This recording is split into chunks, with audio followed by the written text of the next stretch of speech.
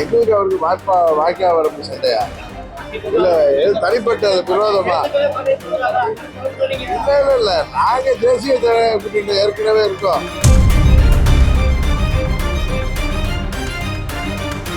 அவர் வெளிப்படையா செல்லாம மறைந்து ஒளிந்து டெல்லிக்கு சென்றது யாருன்னு தெரியும்.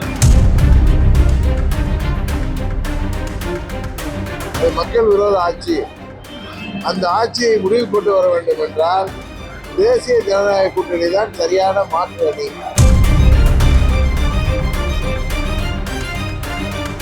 துரோகத்தை பற்றி பழனிசாமி பேசுவது அவருக்கு என்ன தகுதியின் அடிப்படையில் பேசுறாருங்கிறத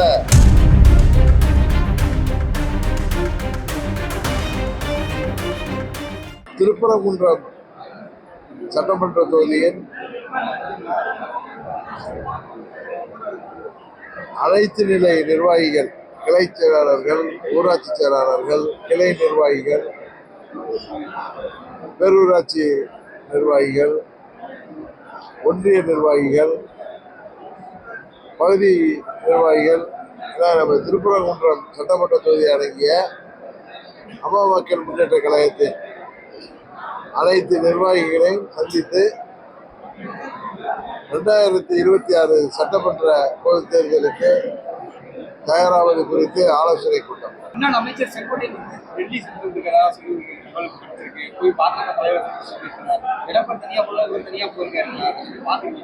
எனக்கு அது மாதிரி தகவல் எல்லாம் தெரியல. யூகத்தின் அடிப்படையில ஏதோ தகவல் அடிப்படையில நம்ம போயிட்டு எதுவும் தொலைக்காட்சியிலையோ இதுலயோ நான் எதுவும் பார்க்காத ஒரு தகவலை பத்தி நான் பேசுவது நல்லா இருக்கு.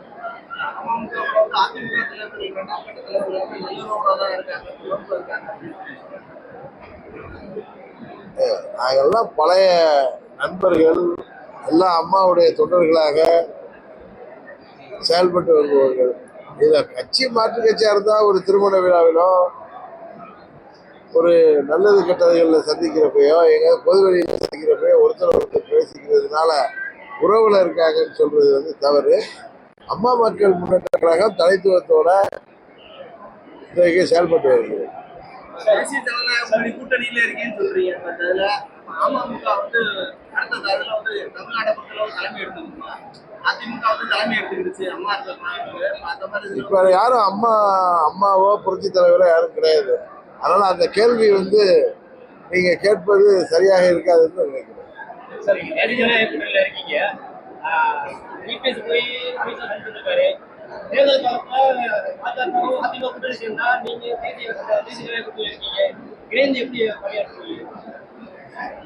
எங்களுக்கு அவருக்கு வாய்க்கா வரப்பு சண்டையா இல்ல தனிப்பட்ட விரோதமா?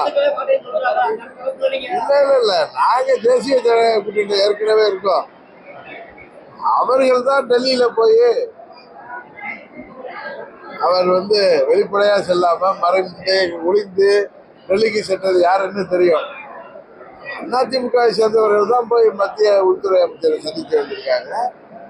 அது என்ன பேச்சுவார்த்தை என்பது யாருக்கும் தெரியாது. நான் தான் பல முறை சொல்லிட்டு வரேன் உங்கள்கிட்ட, திமுக என்கிற தீய சக்தி ஆட்சிக்கு தொடர்ந்து இருக்கக்கூடாது, ஆட்சியில் நீடிக்கக்கூடாது. அது மக்கள் விரோத ஆட்சி. அந்த ஆட்சியை முடிவு கொண்டு வர வேண்டும் என்றால் தேசிய ஜனநாயக கூட்டணி தான் சரியான மாற்று அணி. அதற்கு வலு சேர்க்கின்ற விதமாக எந்த கட்சிகள் எல்லாம் திமுகவிற்கு எதிராக இன்றைக்கு திமுக ஆட்சிக்கு எதிராக செயல்படுகிறார்களோ அவர்கள் அனைவரும் தேசிய ஜனநாயக கூட்டணிக்கு ஆதரவு அளிக்க வேண்டும் என்று நான் சொல்றேன்.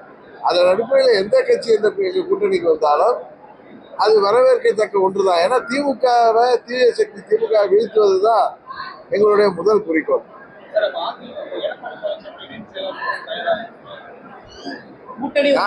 இல்லைங்க, நீங்க மாதிரி அது தயாரா இது தயாரா கேட்கறதெல்லாம் ரொம்ப ஒரு ப்ரீ மெச்சூர் ஸ்டேஜ்ல கேட்குறீங்க.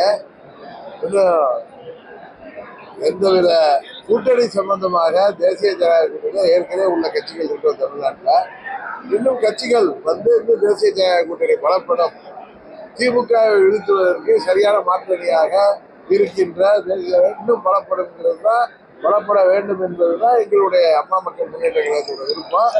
அதனால நீங்க கேட்கிற கேள்விகளுக்கு யூகத்தின் அடிப்படையில் நான் இந்த பதில் சொல்ல விரும்பவில்லை. இன்னும் காலம் இருக்கிறது. இபிஎஸ் வந்து ஓபிஎஸ் வெளியேற்றுறதுக்கு துரோகம் செஞ்சுட்டாரு கட்சிக்கு, அதனால அவர் வந்து கட்சியை நீக்கணும்னு சொல்றாரு. இப்ப என்னன்னா நாடாளுமன்ற தேர்தலாம் அதிமுக எதிர்த்து கலாபாரத்தில் போட்டி போட்டதெல்லாம் கட்சியை சட்டம் மாற்றிருக்காங்க. துரோகத்தை இல்ல துரோகத்தை பற்றி பழனிசாமி பேசுவது அவருக்கு என்ன தகுதியின் அடிப்படையில் பேசுறாருங்கிறத தமிழ்நாட்டு மக்களுக்கு தெரியும். அதனால அவர் பேசுவதெல்லாம் நம்ம அது குறிப்பா துரோகத்தை பற்றி பேசுவதற்கெல்லாம் நீங்க பதில் சொல்ல நான் விரும்பவில்லை.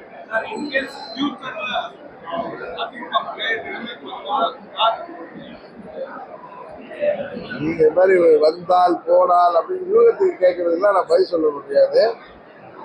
திரும்ப திரும்ப நான் சொல்றேன், அம்மாவின் தொண்டர்கள் எங்கிருந்தாலும் எல்லாம் ஓர் அணியில் திரண்டு தேசிய ஜனநாயக கூட்டணியை வலுப்படுத்த வேண்டும். தமிழகத்துக்கு நிதி கொடுத்ததுல பாரபட்சம் மத்திய அரசு குற்றச்சாட்டு இருக்கு. நீங்க இருக்கீங்க, நீங்க வலியுறுத்தி இல்ல இல்ல, அதாவது மத்திய அரசு எல்லா மாநிலங்களையும் ஒரே மாதிரிதான் அவங்க நடத்துறாங்க, ஒரே மாதிரிதான் நிதி ஒதுக்கப்படுகிறது. நேற்றைக்கு கூட நிதி அமைச்சர் மாண்புமிகு நிர்மலா சீதாராமன் அவர்கள் சொல்லியிருக்காங்க, இன்ன இருந்து காங்கிரஸ் கூட்டணி திமுக இருந்த ஆட்சி காலத்துல வந்ததை விட பல மடங்கு நிதி கொடுத்ததை புள்ளி விவரங்களோட சொன்னாங்க. அதனால திமுக அவர்கள் அந்த தமிழ்நாட்டில் திமுக தேர்தல் வாக்குறுதிகளை நிறைவேற்றாம மக்களை ஏமாற்றி வருவதாலையும் இந்த தமிழ்நாட்டில் நடக்கிற சட்ட ஒழுங்கு பிரச்சனைகளை அவங்களால சரியா கையாள முடியாத காரணத்தாலும் அனைத்து தரப்பு மக்களும் விரக்தியில கோபத்துல போராட்டங்கள் செய்வதால திசை திருப்புவதற்காக திமுக ஏதோ பேசிக் கொண்டிருக்கிறார்கள். அது உண்மை நிலை என்ன என்பது மக்களுக்கு தெரியும். முதல்வர்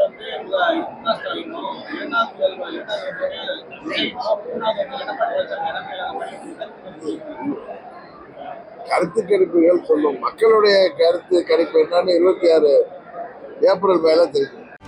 செய்திகளை உடனுக்குடனும் துல்லியமாகவும் தெரிந்து கொள்ள சப்ஸ்கிரைப் பண்ணுங்க.